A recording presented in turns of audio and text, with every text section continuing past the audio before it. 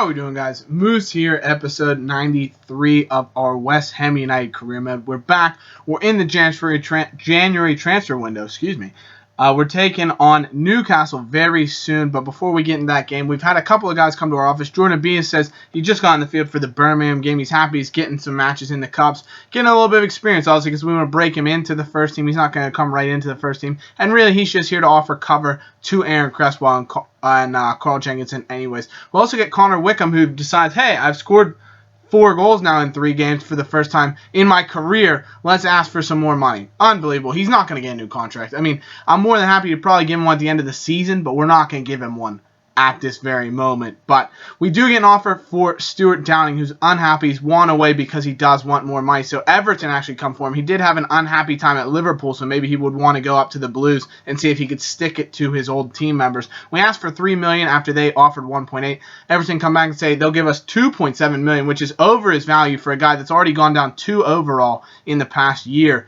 He's on a steady decline. He's struggled a bit this year. Hasn't really gotten the team. And really, we need the deal anyways because we've been having to bring in funds to allow us to have enough funds to then go after a top quality striker, which is what you guys wanted me to do in the window. Obviously, we'll look to offload Carroll as well in a deal, but even then, we only had $8 million to start off the window with, and we want to get that number up close to 15 maybe, so we have a little bit to play with. But unfortunately, we do accept the deal for Downing, so it'll be a shame if he does leave the club, but at least he'll hit another Premier League club where he can still show off his talents in the league. Everton, they're hanging around 8th. They're not a real threat to us at this moment, so if he can give his talents there, good for him. So we are taking on Newcastle though in the first leg. This is the home leg of the Capital One Cup semi-final. We'll have Rafa Dybala up top, Oxlade-Chamberlain as well. Pastore, pretty much our basic starting lineup that we run out all the time. The only difference is Grenier on the bench with Pastore in the cam role because I wanted 2 strong holding midfielders. Plus, Grenier doesn't have the best of stamina, so I wanted to leave him on the bench because we do have a game against Arsenal in 3 days' time, so I want him to be fresh for that matchup because that's huge for us as we're looking to continue the league. Obviously, a cup performance would just be icing on the cake, a cup victory. Obviously, we're the current holders of the Capital One Cup, so we'd love to keep that, but it would really just be icing on the cake. We want to take the league right now because Champions League, we're in trouble. We're taking on Barcelona, but in the league, we want to do as well as we can. We need to be beating Arsenal, but Aaron Cresswell decides, you know what? I do want us to win that cup. I'm going to try and take us all the way in the cup semifinal. What a shot it was from 35 yards. He struggled so much on free kicks this year. He hasn't really been banging them in as he usually does. Struggling from 20, 25 yards. He says, you know what? We'll take this one farther away, make it 35 yards, and he puts it in the bottom corner. Very tough spot for a goalkeeper to get down to his left. It's up and over the wall, perfectly in the bottom corner, just inside the post, and is about as perfect a wonder strike as you could ever see. Aaron Cresswell yet again with a heroic finish. His first goal in the cup competition, and it's a massive one for us. Newcastle, though, decide they're going to try and get back on level terms very quickly. In the 11th minute, really good chance here as Riviere steps onto the ball, lays it inside to Remy Cabella. The French international strikes it, and it goes just over top of the goal, never really troubling Bernd Leno, though. Into the 28th minute, Dybala and Fabian Delph play a lovely set of 1-2s here twice inside to Delph. Looks to fake shot back around the defender, but it's a good challenge by the left back to get the ball away from Delph's stronger left foot before he could strike it on goal. Another chance in the 30th minute. Now Jenkinson into Oxlade-Chamberlain. He's trying to take on Davide Santon. Beats him. Whips the ball inside. Kiyate! Cheku Kiyate, the Senegalese midfielder, with a wonderful half volley. You can see the ball does bobble in front of him, so he has to take it on the half volley,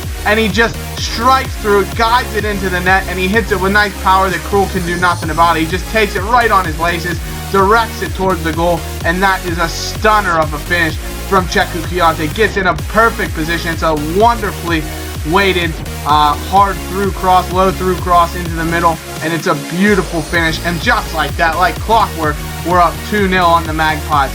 They are looking ragged. Oxlade-Chamberlain nearly sets us up for a third here as he plays Dybala through with a wonderful pass. Dybala's in on goal, tries to go around Krul, but it's a wonderful save by the Dutch goalkeeper. Magnificent job to stop our Argentine starlet and keep the ball out of the back of the net. Another chance here as we are just running in behind that Newcastle defense every single time. But Dybala Again, you'd expect him to have scored at least on one of these two chances, but Krul, heroic yet again, trying to conjure up some of those World Cup heroics as he had back in the day, as he makes another huge save on Dybala that's allowed Newcastle to at least stay in the tie for now, but they'll definitely need some away goals if they want to remain anywhere with a shout of getting into the final.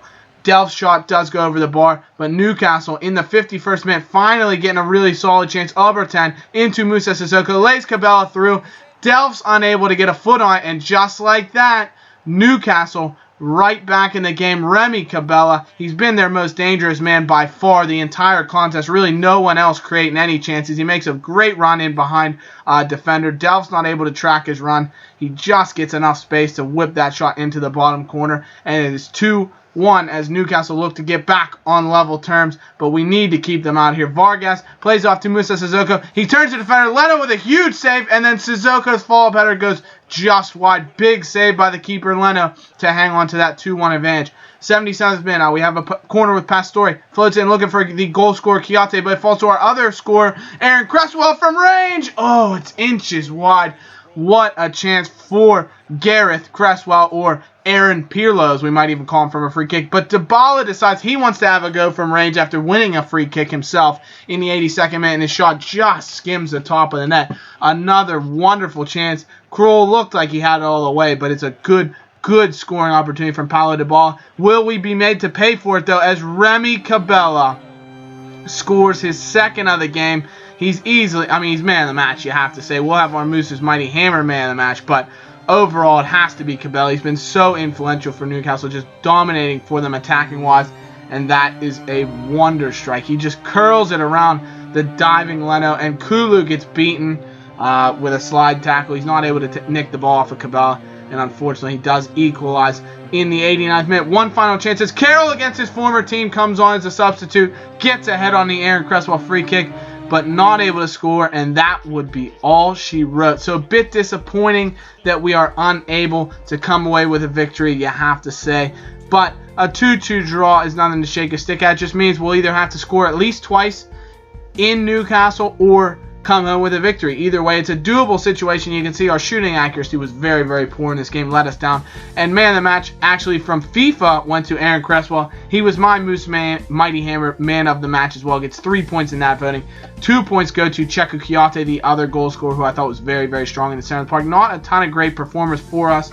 And 1 point does go to Oxlade-Chamberlain, who provided the assist on that Kiyate goal. So this requires us to get back in the transfer window. And we see I held Grenier out of this game. I told the fella, I let him know, said to him, had a meeting with him, Clement, we're going to hold you out of this game. At least you might get a substitute appearance because I want to save you for Arsenal. And he says, you know what, I don't like not being played. It's disappointing to hear, but we do have another want-away player as we also try and convince Grenier to change his morale for the team. But Enter Valencia, not happy. He's only played, I think, 6 games thus far this campaign. Queen's Park Rangers, who bought Jarvis from us earlier in the season, or 1 season ago, it was earlier this season, said, hey, we want Enter Valencia for $3 million. I say, you know what? He was valued at 3.4 by us, but give me 4.75 million. I want to get as much money out of them as I can. And they come back and say, 4.75 million?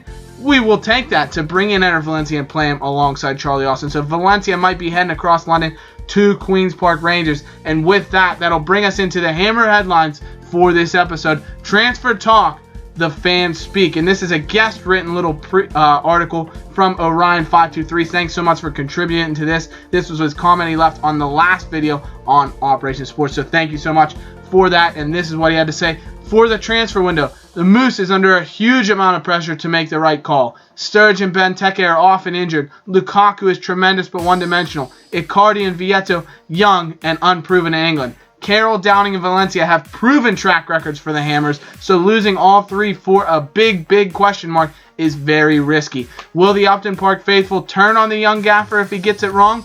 Or will they be calling him legend as his star striker dances off the pitch with hardware? It would be the first real hardware for West Ham in the league ever. So that would be unbelievable to get us a big league title, an FA Cup victory even. So thanks so much for watching this, guys. Obviously, this is the end of the episode. Episode 94 will be coming soon. I do actually want to live stream possibly that Arsenal game or that Chelsea game, so stay tuned to this channel for the post. I'll give you like a couple hour notice of when we'll actually be live streaming. Probably be on Monday, I would think middle of the day, but I will post ahead of time so you know a couple hours ahead when we will be doing the live stream. I hope you guys do tune into that because the last one we did was a great time, and then obviously the episode following will be a recap of what happened in the live stream. So thanks so much for watching, guys. I hope you've enjoyed it.